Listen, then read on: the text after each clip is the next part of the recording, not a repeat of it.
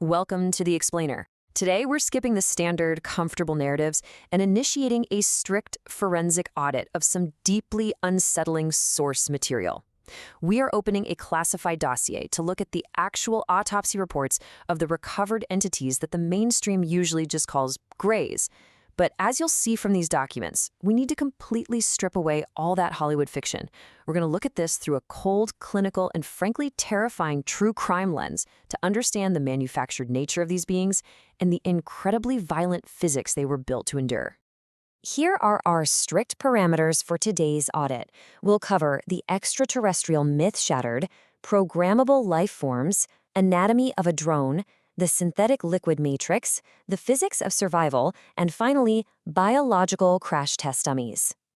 Okay, Section 1, the extraterrestrial myth shattered. Let's dive right in.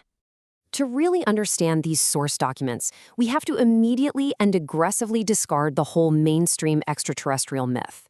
The sterile, bureaucratic reality detailed in these files is so much more disturbing than anything you've seen in sci-fi. The public narrative always claims the entities pulled from these crashed saucers are cosmic neighbors, right? Intrepid explorers from distant star systems who just happened across the galaxy to say hello. But the actual deep state classification paints a completely different picture. These entities are not a sovereign species. They're manufactured wetware. They are industrial biological products engineered for a very specific disposable purpose. Moving to Section 2, Programmable Life Forms. So what exactly are we looking at if it's not a naturally evolved alien? Well, the documents explicitly classify them as PLFs, Programmable Life Forms. Basically, a cybernetic, mass-produced biological worker drone. The text outlined that these are semi-conscious avatars, created by what the sources refer to as the Archon network. They aren't born. Actually, scratch that, they aren't even grown in any natural sense. They are manufactured in vats to perform specific physical tasks, field experiments, and operational duties. Think of them as hardware, but made out of flesh. The autopsy analysis is brutally blunt on this point. It states, and I quote, "This is not the anatomy of a naturally evolved sovereign species. They are the disposable worker drones, the field technicians of the Archonic empire." The absolutely crucial takeaway here is the dehumanizing, manufactured nature of the product. Every single inch of their biology is engineered for pure utility, totally devoid of any natural evolutionary markers you'd expect to find in an organic life form. Section 3, Anatomy of a Drone. Let's actually crack open the medical audit of these recovered specimens and look at their external anomalies, and more importantly, their chilling lack of internal organs. This medical checklist reads way less like a biological evaluation and a whole lot more like an engineering spec sheet. We see a frail 3 to 4 foot stature with severely atrophied musculature. These bodies are clearly not built to exert physical force in a 1G gravity environment. And terrifyingly, there's absolutely no visible digestive tract and zero reproductive organs. They literally do not eat and they do not breed. They lack the most basic, fundamental biological functions required for natural survival. And this brings us to their most famous feature, right? The massive black wraparound eyes. Well, it turns out these are not organs for perceiving light the way a human eye works. The autopsy texts classify them as advanced, completely emotionless optical sensors. They're purely information-gathering hardware. No pupils, no sclera, and absolutely zero capacity to convey emotion. Section 4, the synthetic liquid matrix. Now, if they have no digestive tract and no standard hollow organs, how do they function? This left early researchers with a really stark question.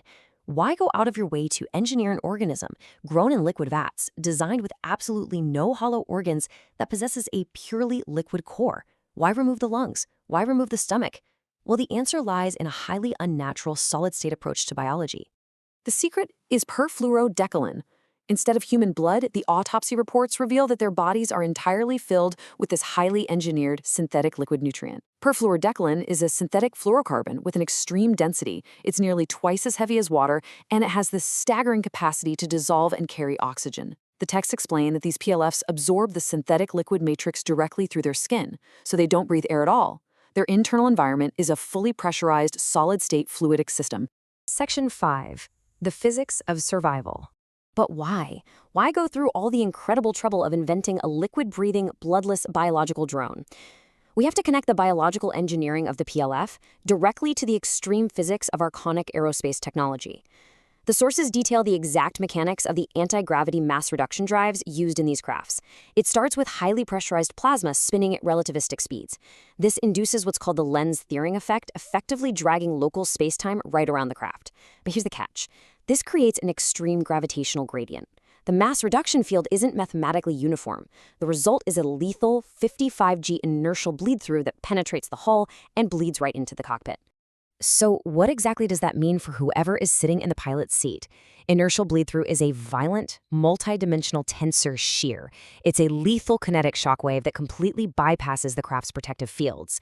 To put it clinically, if you place a standard air-breathing organism inside that cockpit during a hypersonic right-angle maneuver, the sheer mechanical force will instantly crush any compressible matter. And that's the core problem. Compressibility. Under 55 Gs of inertial bleed-through, a normal human body is literally liquefied. The lungs collapse under the weight of the rib cage, the hollow organs are crushed, and catastrophic hemorrhaging occurs almost instantly. But the incompressible PLF body? Totally different story.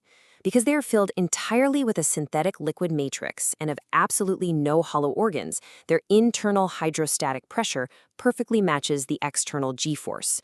Air compresses, right? But liquid does not. Section 6. Biological crash test dummies.